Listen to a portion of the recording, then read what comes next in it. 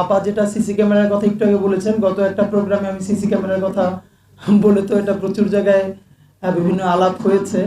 তো of course CC camera মানে ভাবতেও কেমন লাগে যে 200 কোটি টাকার জন্য, মানে এটা বলাটা খারাপ, তারপরে বলি যে 200 কোটি টাকার জন্য যদি সিসি ক্যামেরা না হয়, ইলেকশন কমিশন চাইলে খয়রাত করতে পারে, আমরা খয়রাত ম্যানেজ করে দিব।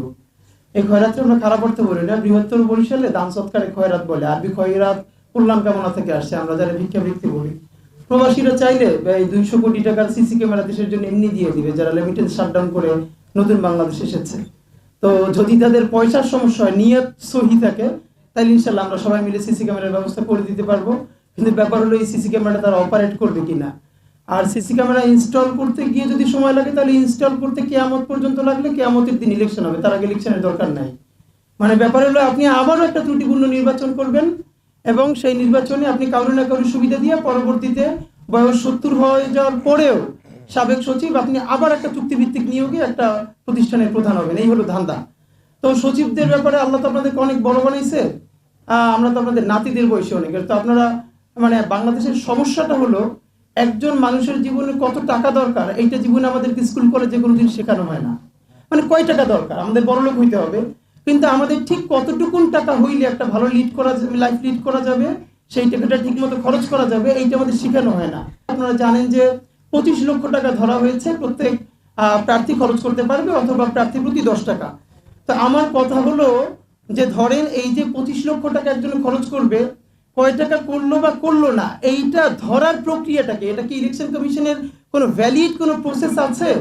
ধরেন একজনে 25 কোটি টাকা খরচ করলো, তো এরপরে আপনি সেইটা কোন উপায়ে প্রমাণ করবেন? সে তো তার অ্যাকাউন্ট থেকে দিবে না, সে তো কিভাবে দিবে?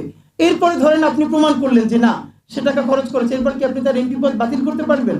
তো এইটা আসলে সম্ভব না। এইটা না করে বরং কি কি করতে পারবে না এইটা আপনি তাকে বলে দেন। শুধু একটা বলি যে এই যে গত পরশু আমাদের এক বড় ভাই বললো যে শাহবাগী বিলবোর্ডটা খালি, তুমি 1 সপ্তাহ ওখানে ক্যাম্পেইন করো, আমি এটা তোমার হায়ার করে দিব। এরপরে শাহবাগ তো দূরের কথা, ঢাকা 8-এর মধ্যে যতগুলো বিলবোর্ড আছে আমরা গিয়ে গিয়ে ফোন দিচ্ছি, বলে এটা তো একজন বড় প্রার্থী অনেক আগে থেকে বুকিং দিয়ে দিচ্ছেন, তিনি পেও করতেছেন কিন্তু বিজ্ঞাপনও দিচ্ছেন না, যেদিন লাগবে সেদিন বিজ্ঞাপন দিবে।